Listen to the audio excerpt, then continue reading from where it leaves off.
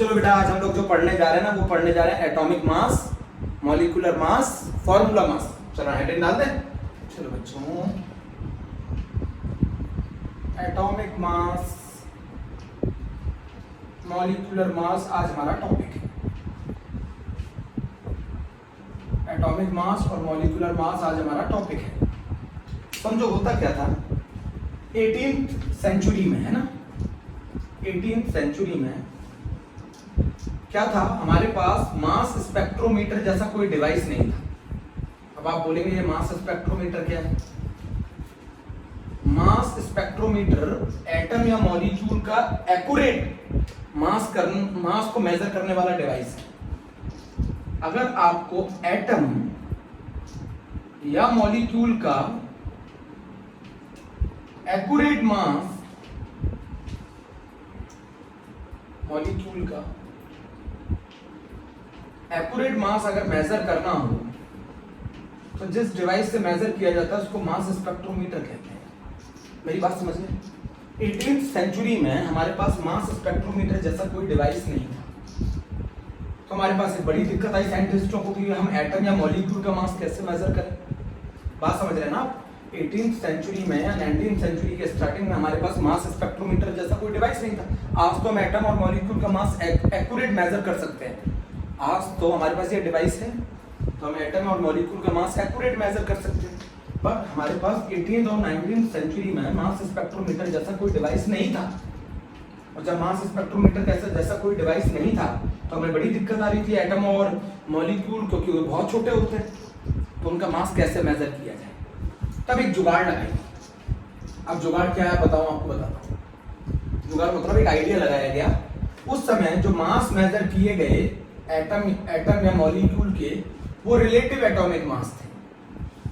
वो कौन से मास थे? Relative atomic mass. अब आप बोलेंगे ये रिलेटिव क्या है?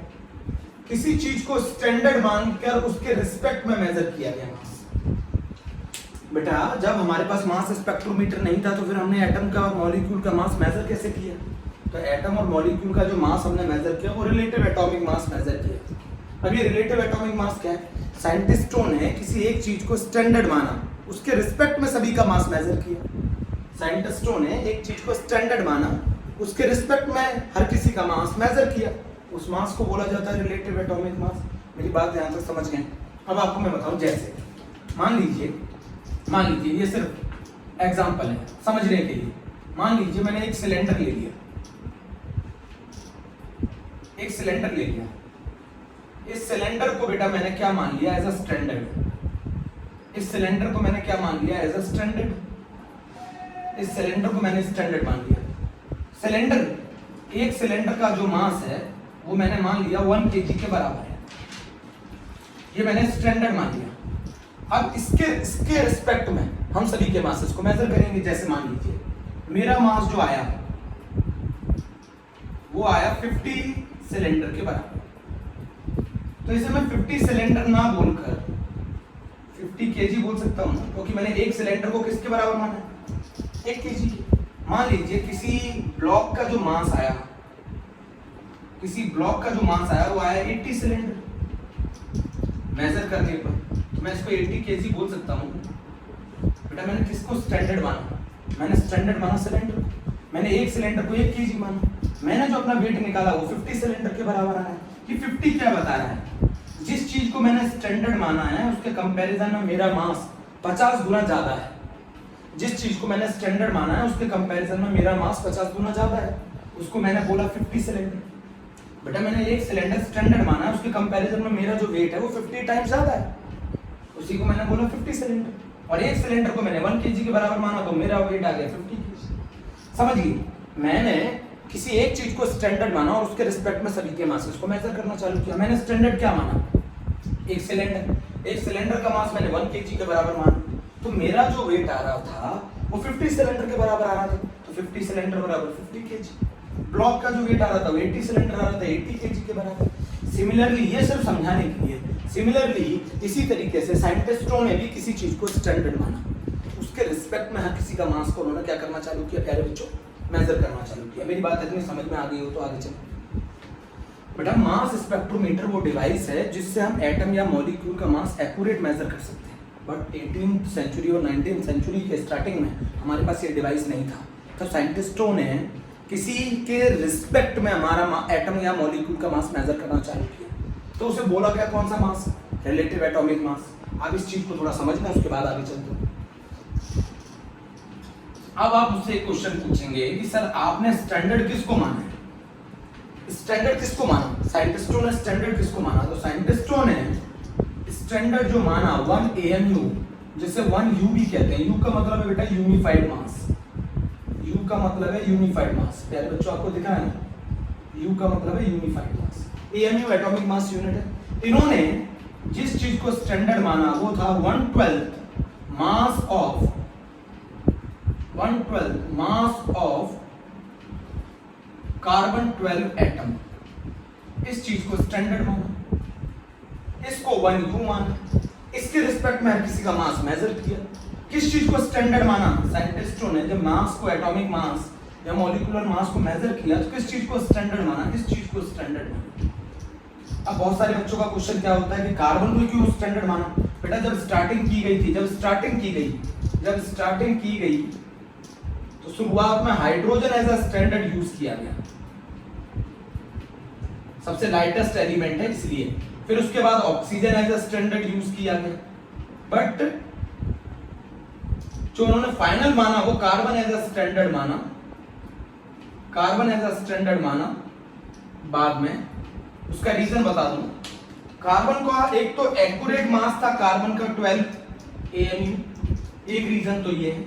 दूसरा रीजन है कार्बन को स्टैंडर्ड लेने पे, कार्बन 12 को स्टैंडर्ड लेने पर बाकी एटम्स और मॉलिक्यूल के मास इंटीग्रल वैल्यू में आने लगे,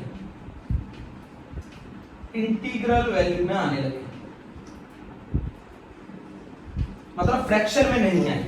जब हमने कार्बन को एज अ स्टैंडर्ड माना तो बाकी जो एटम्स हैं जिन उनके मॉलिक्यूलर मास या एटॉमिक मास हमारे इंटीग्रल वैल्यू में आए, फ्रैक्शंस में नहीं आए। ये बेनिफिट था कार्बन को एज अ स्टैंडर्ड लेने का, कि बाकी एटम्स या मॉलिक्यूल के मास फ्रैक्शन में नहीं आए, इंटीजर वैल्यू में आए। मेरी बात समझ रहे हैं ना? इंटीजर वैल्यू में आए, होल नंबर वैल्यू में आए, 1 2 4 6 8 12 15 16 ऐसे, फ्रैक्शंस में नहीं है। मेरी बात समझिए, मैंने क्या बोला, साइंटिस्टों ने एटम्स का मास मेजर करने के लिए जो मास मेजर किया गया उसको रिलेटिव बोला गया। किसके रिस्पेक्ट में मेजर किया गया? 1/12 मास ऑफ कार्बन 12 के रिस्पेक्ट में मेजर किया, इसको माना गया एज अ स्टैंडर्ड। शुरुआत जब करी थी तो हाइड्रोजन एज अ स्टैंडर्ड, बाद में ऑक्सीजन एज अ स्टैंडर्ड, बाद में जाके कार्बन एज अ स्टैंडर्ड, क्योंकि कार्बन को स्टैंडर्ड लेने से बाकी एटम्स के जो मासेस थे वो इंटीजर वैल्यूज में आ रहे थे, फ्रैक्शन में नहीं आ रहे थे। अब मेरी बात यहां तक समझ में आ गई। चलो अब मैं आपको ये जो चीज बताना चाहता हूं वो समझिए। अगर मैं नाइट्रोजन का मास मेजर करूं, नाइट्रोजन का, तो नाइट्रोजन का जो मास आ रहा था वो 14 times 1/12 mass of carbon 12 atom के बराबर, 1/12 into mass of carbon 12 atom के बराबर। इसका मतलब है नाइट्रोजन जिस चीज को हमने स्टैंडर्ड माना है उससे 14 गुना ज्यादा भारी है। किस चीज को स्टैंडर्ड माना? 1/12 mass of carbon 12 atom, 1/12 mass of carbon 12 atom. इस चीज के स्टैंडर्ड 14 टाइम्स। अगर मैं ऑक्सीजन का मास नापूं तो 16 1/12 into mass of carbon 12 atom. मेरी बात समझ रहे हैं? बोले अगर मैं नाइट्रोजन का मास नापूं तो 14 इंटू 1/12 इंटू कार्बन 12 एटम। अगर मान लो मैं सोडियम का मास मेजर करूं तो it is 23 times 1/12 into mass of carbon 12 atom. बात समझ रहे हैं ना मेरी? बिल्कुल। जिस चीज को स्टैंडर्ड माना तो एक्चुअली में एटॉमिक मास या मॉलिक्यूलर मास असली में वो नंबर है जो हमें ये बताता है कि हमारा एटम कितने गुना हैवी है जिस चीज को हमने स्टैंडर्ड माना। Atomic mass basically, atomic number एक नंबर है जो हमें बताता है कि हमारा एटम कितना हैवी है किसके कंपैरिजन में जिस चीज को हमने स्टैंडर्ड माना। मान लीजिए अगर मेरे नाइट्रोजन का mass 14 times 1/12 into mass of 1 carbon 12 atom आ रहा है, तो इसका मतलब है atomic mass of nitrogen is the number, atomic mass वो नंबर है जो हमें ये बताता है कि हमारा एटम जिस चीज को हमने स्टैंडर्ड माना है उसके रिस्पेक्ट में कितना हैवी। मेरी बात समझ रहे हैं? ये बात को आप पूरा नोट कर लीजिए। अब बार बार लिखना, ये चीज बार बार लिखने में बड़ी परेशानी आ रही थी, हम लोग शॉर्टकट मारते हैं बेटा 1/12। अब इतना कौन लिखे बार बार, मास ऑफ कार्बन 12 एटम बार बार इतना कौन लिखे, इसी को हम लोगों ने 1 AMU और 1 U कह दिया, U कह दिया। इसी चीज को हमने एटॉमिक मास यूनिट और यूनिफाइड मास कह दिया। तो ये कितना बन गया नाइट्रोजन का मास 14U। अब बार बार कौन इतना लिखेगा, ये बन गया 16U, ये बन गया 23।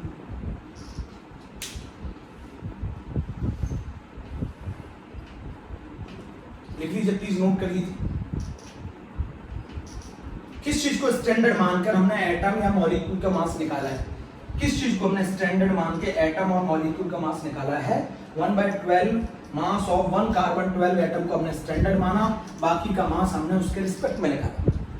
तो अगर मैं बात करूं एटॉमिक मास की, तो atomic mass is the number which tells that an atom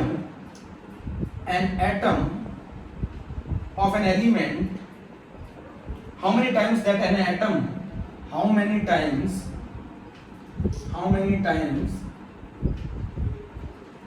an atom of an element is heavier than 1/12 mass of carbon 12 atom. तो एटॉमिक मास बेसिकली वो नंबर है जो हमें बताता है कि हमारा एटम कितने टाइम्स हैवियर है जिस चीज को हमने स्टैंडर्ड माना है। जिस चीज को हमने स्टैंडर्ड माना है उसके कंपैरिजन में हमारा एटम कितने टाइम्स हैवियर है। मान लो अगर मैंने नाइट्रोजन कितना 14 AMU, तो इसका मतलब है जिस चीज को हमने स्टैंडर्ड माना है उसके कंपैरिजन में हमारा नाइट्रोजन का वेट 14 गुना ज्यादा है। किस चीज को स्टैंडर्ड माना, 1/12 मास ऑफ कार्बन 12 एटम को मैंने स्टैंडर्ड माना। मेरी बात अभी भी नहीं समझी आप। एटॉमिक मास बेसिकली वो नंबर है जो हमें बताता है कि हमारा एटम कितना हैवी है जिस चीज को हमने स्टैंडर्ड माना। मान लीजिए अगर मैं आपसे बोलूं, ये अभी बात कर रहे हैं पहले एटॉमिक मास की, पहले आपने अपना लिख लिया है। मान लीजिए आपसे मैं बोलूं मैग्नीशियम का मास 24U है, तो इसका क्या मतलब है, it is 24 times heavier than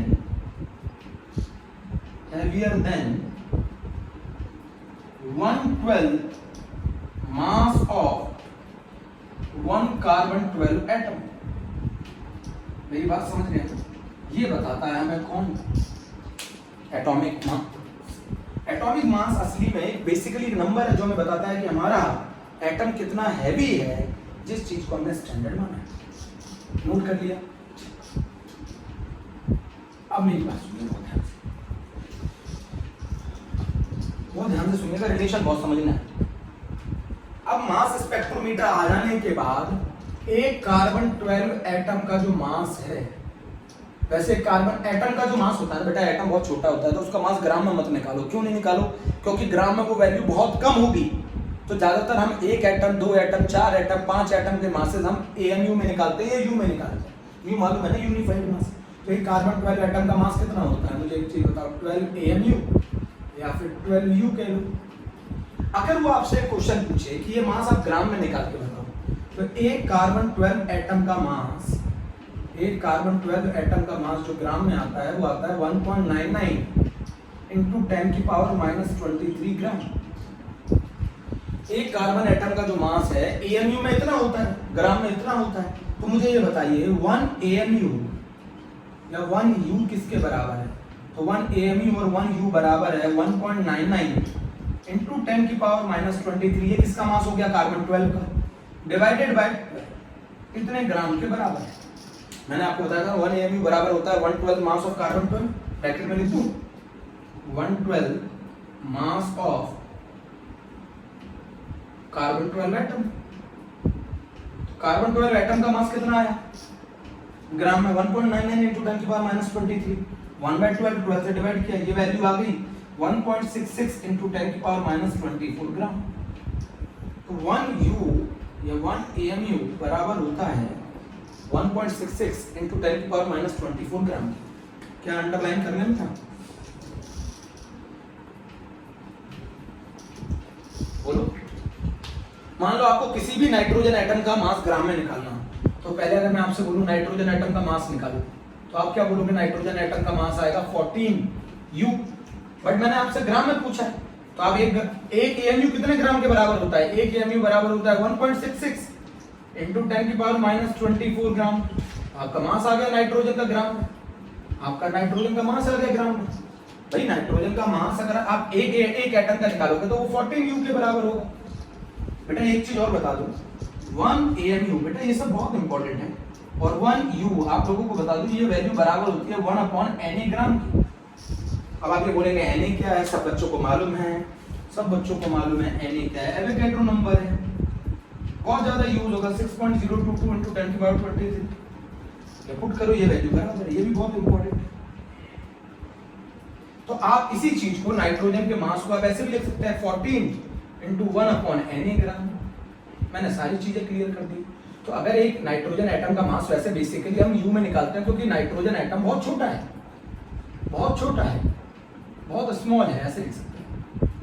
तो इसका मास ग्राम में तो बहुत कम आएगा, बट पूछ रहे ग्राम में तो क्या करोगे? यू को रिप्लेस कर दिया ग्राम में। 1 यू किसके बराबर है? 1.66 into 10 की पावर माइनस 24। 1.66 into 10 की पावर माइनस 24 को 1/Na ग्राम भी बोलते हैं। आप इसे देखो जरा, समझो मेरी बात, समझो पूरी। मैंने बताया एक कार्बन एटम का मास 12 AMU होता है या 12 U होता है ना। तो कार्बन 12 एटम का मास अगर मुझे ग्राम में निकालना है तो बेटा ये होता है, जरा इसको भी अंडरलाइन कर लो। सब बताऊंगा ये आया कैसे, सब बताऊंगा। 1 AMU आप लोगों ने लिख लिया, 1 AMU लिख लिया, 1 AMU वैल्यू लिख लिया आपने। 1 AMU 1 U बराबर होता है 1/Na ग्राम के। Na की वैल्यू 6.022 into 10 की पावर। बहुत अच्छे से लिख लीजिए आप मेरे बच्चों, लिख लिया आपने क्या? चलिए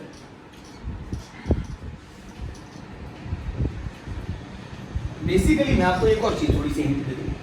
बेसिकली जब आप नाइट्रोजन एटम का मास निकालते हो तो ये 14 इंटू जो ये 1.66 इंटू 10 की पावर माइनस 24 करते हो ना, तब जब आप एटॉमिक स्ट्रक्चर पढ़ोगे तो ये 14 जो होता है ना, ये न्यूट्रॉन प्लस प्रोटॉन होते हैं, नंबर होता है ये न्यूट्रॉन प्लस प्रोटॉन। मैं जो बोल रहा हूँ लिख, ये न्यूट्रॉन प्लस प्रोटॉन होते हैं, और ये आपको बता दूं इलेक्ट्रॉन का मास न्यूट्रॉन प्लस प्रोटॉन के कंपैरिजन में काफी कम होता है, तो वो नेग्लिजिबल है। तो किसी भी एटम का जो मास आता है वो उसके अंदर प्रेजेंट न्यूट्रॉन और प्रोटॉन की वजह से आता है ना। तो टोटल न्यूट्रॉन और प्रोटॉन कितने? 14। और ये जो है, जो ये मास है एक न्यूट्रॉन और प्रोटॉन का, ये मास है एक न्यूट्रॉन और एक प्रोटॉन का, कितना? 1.66 into 10 की पावर माइनस 24।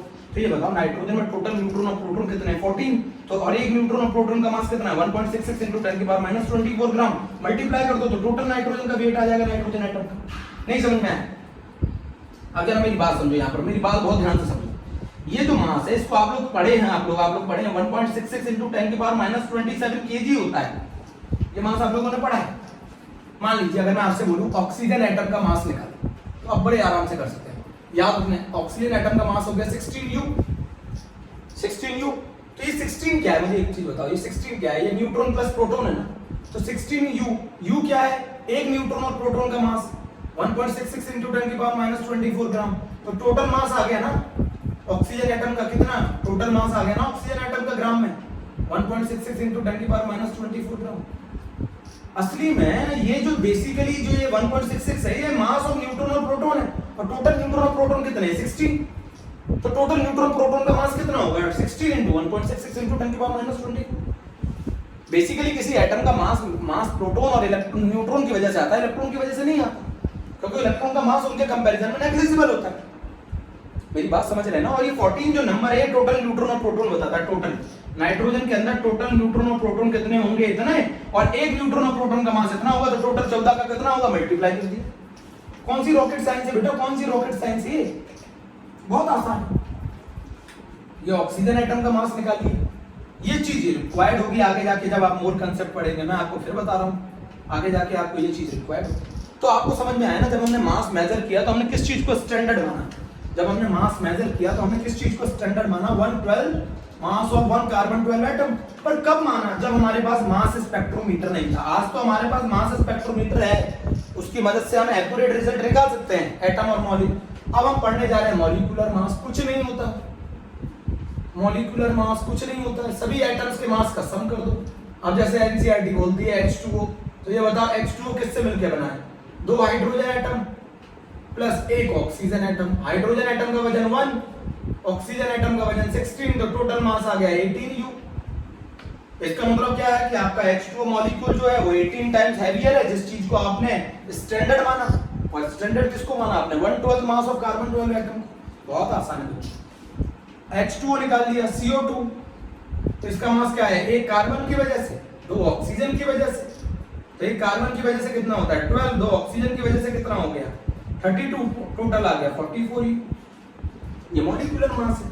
अब आगे निकालते हैं, ग्लूकोज आ जाए, ग्लूकोज आ जाए तो 6 कार्बन है, 12 हाइड्रोजन है, 6 ऑक्सीजन है, 1 कार्बन का वजन 12, 1 हाइड्रोजन का वजन 1, 1 ऑक्सीजन का वजन 16, टोटल मास ऐड करोगे 180U आ जाएगा। बहुत ही आसान, 180U आ गया। ग्राम में निकालना हो तो U को रिप्लेस कर दो ग्राम से। बोलो बोलो, 180U आ गया, रिप्लेस कर दो ग्राम से।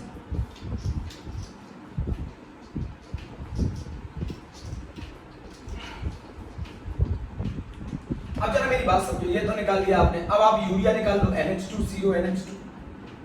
अब यूरिया निकाल लो, यूरिया का मोलर मास निकाल सकते हैं। कितने नाइट्रोजन है?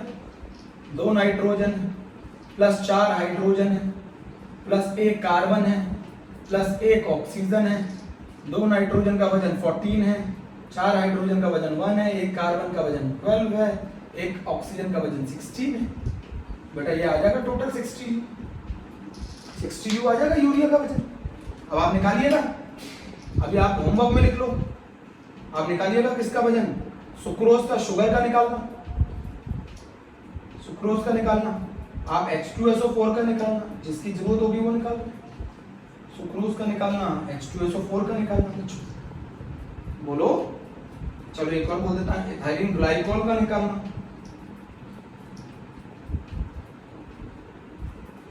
एथिलीन ग्लाइकोल का मास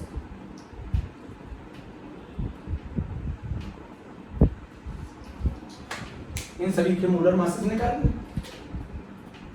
तो समझ गए ना मोलर मासेस क्या होता है? सभी कुछ नहीं, सभी एटम्स के मासेस को ऐड कर दो, उसको मोलर मास कहते हैं।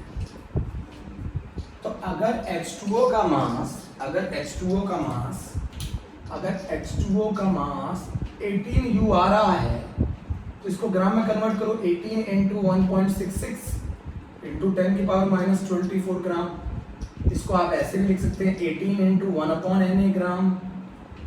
बोलो, इसका क्या मतलब है 18U का? 18U का मतलब समझ गए कि नहीं समझे? समझाऊं, फिर से समझा देता हूँ। 18U का क्या मतलब है?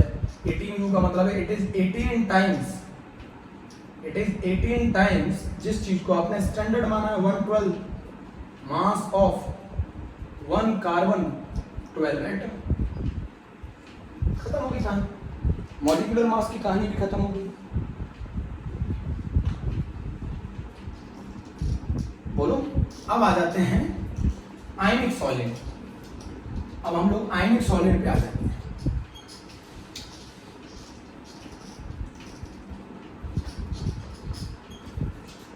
बच्चों अब हम लोग आयनिक सॉलिड पे आ जाते हैं। आयनिक सॉलिड के केस में कोई भी आयनिक सॉलिड, बेटा बेसिकली आयनिक सॉलिड, कोई भी आयनिक सॉलिड 3 डायमेंशनल अरेंजमेंट है, जो कि किससे मिलके बना हुआ है? कैटायन एंड एनायन से मिलके बना हुआ है। कोई भी आयनिक सॉलिड में क्या होता है? कैटायन और एनायन 3 डायमेंशनली अरेंज होकर उस सॉलिड को बनाते हैं। तो कोई भी आयनिक सॉलिड मॉलिक्यूल से मिलकर नहीं बना है, कोई भी आयनिक सॉलिड मॉलिक्यूल से नहीं मिलकर बना है। जैसे मान लीजिए अगर मैं एक NaCl ले लूं, तो इसका मतलब क्या है? NaCl 3 डायमेंशनल अरेंजमेंट है Na+ का एंड Cl- का, जिसको जोड़ के हम क्या बना सकते हैं? NaCl। बेटा ये NaCl मॉलिक्यूल से थोड़ा मिलकर बना है, ये कैटायन और एनायन के आपस में अट्रैक्शन से 3 डायमेंशनल अरेंजमेंट से एक सॉलिड बना जिसका नाम है NaCl। इस NaCl के अंदर आप 12th की क्लास में सॉलिड स्टेट में पढ़ेंगे each Na positive is surrounded by 6 chloride ion and each chloride ion is surrounded by 6 Na positive ion। तो NaCl कुछ नहीं होता, NaCl कोई मॉलिक्यूल नहीं है। NaCl जो आयनिक सॉलिड है ये एक 3 डायमेंशनल अरेंजमेंट है Na+ और Cl- का, जिसमें हर एक Na+ को 6 Cl- सराउंड कर रहे होते हैं और हर एक क्लोराइड आयन को 6 Na पॉजिटिव सराउंड कर रहे होते हैं। तो इसके केस में मॉलिक्यूलर मास यूज नहीं करते। इसके केस में हम कोई मॉलिक्यूल तो है नहीं, तो फिर मॉलिक्यूलर मास नहीं बोल सकते, मॉलिक्यूलर मास नहीं यूज कर सकते। तो इसके केस में आयनिक सॉलिड के केस में हम एक फार्मूला यूनिट बोलते हैं।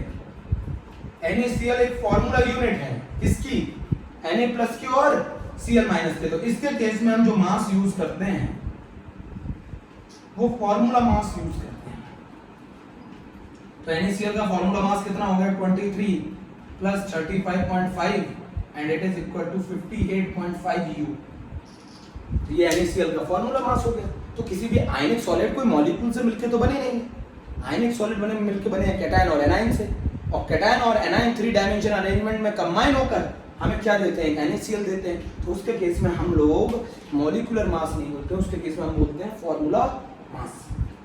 अब आता है हमारे पास जो कंसेप्ट आता है वो आता है अगर हमारे पास आइसोटोप्स आ जाएं तो उनके केस में हम जो मास निकालते हैं वो एवरेज एटॉमिक मास कहलाता है। आइसोटोप्स के केस में बच्चों एवरेज एटॉमिक मास कहलाता है। बोलो, एवरेज एटॉमिक मास कहलाता है आइसोटोप्स के केसेस में। अब आप बोलेंगे कैसे? आइसोटोप्स क्या होते हैं? एक ही एलिमेंट के हिंदी में भी लिख देता हूं, एक ही एलिमेंट के वो एटम, एक ही एलिमेंट के दो एटॉमिक नंबर सेम होगा, एक ही एलिमेंट के वो एटम जो मासेस में अलग अलग हो,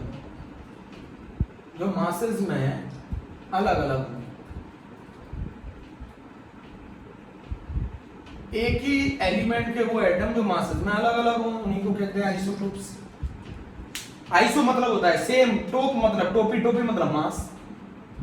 आइसोटोप्स सुन लिया ना? Same atomic number, different atomic mass. मान लीजिए एक एटम X है, इसका पहले आइसोटोप का मास M1 है, दूसरे आइसोटोप का मास M2 है। इसका नेचर में abundance, relative abundance in percentage, इसका P1% है, इसका P2% है, और टोटल परसेंटेज का सम ऑलवेज 100 होता है। ये आपको अच्छी तरह मालूम है, टोटल परसेंटेज का सम ऑलवेज 100 होता है। तो इन दोनों का सम करेंगे तो 100 आएगा। अगर मुझे इसका एवरेज एटॉमिक मास निकालना है तो बड़ा आसान होता है, M1 × P1 + M2 × P2, ये रिलेटिव अबंडेंस है, ये नेचर में कितना मिलते हैं, divided by 100 total percentage. M1 P1 + M2 P2 divided by 100 relative abundance है बेटा, ये रिलेटिव अबंडेंस है, ये नेचर में कितना परसेंट मिलते हैं, बहुत आसान है। M1 P1 M2 P2 divided by 100। तो आयनिक सॉलिड के केस में फार्मूला मास निकाला जाता है। आयनिक सॉलिड किसी मॉलिक्यूल से नहीं मिलके बनी है, कैटायन और एनायन के 3 डायमेंशनल अरेंजमेंट से मिलके बनी। मेरी बात सुन ली आप? जैसे मान लीजिए क्वेश्चन कर लेते हैं, एक क्वेश्चन आसान सा। क्लोरीन का एक आइसोटोप 35 होता है, एक क्लोरीन का 37 होता है। इसका परसेंटेज ऑफ अबंडेंस 75% है अबंडेंस, और इसका परसेंटेज ऑफ अबंडेंस 25% है। तो बताओ मुझे एवरेज एटॉमिक मास कितना होगा? बहुत आसान है, 35 × 75 + 37 × 25 डिवाइडेड बाय 100। ये मास आ जाएगा 35.5। बोलो, तो आइसोटोप्स के केस में एवरेज एटॉमिक मास 35.5। बोलो, अगर किसी केस में मुझे परसेंटेज ऑफ अबंडेंस निकालना हो, मान लो मैं एक तरीका बताऊं, अगर मुझे किसी केस में परसेंटेज ऑफ अबंडेंस फाइंड करना हो तो एक को x मान लो, एक परसेंटेज ऑफ अबंडेंस को x मान लो, और दूसरे परसेंटेज ऑफ अबंडेंस को 100 - x मान लो। अगर आपको क्वेश्चन में एवरेज एटॉमिक मास दे रखा है और आपसे परसेंटेज ऑफ अबंडेंस पूछ रहा है, तो एक को x मान लो, दूसरा 100 माइनस x मान लो। जैसे फॉर्मूला क्या बन जाएगा, average atomic mass is equals to m1 into x m2 into 100 minus x divided by आपका 100। एवरेज एटॉमिक मास, आप x की वैल्यू क्या कर लोगे, फाइंड कर लोगे। ये बेसिक सा टॉपिक था बेटा हमारा, एवरेज एटॉमिक मास एनसीईआरटी में गिवन है। ठीक है प्यारे बच्चों, थैंक यू।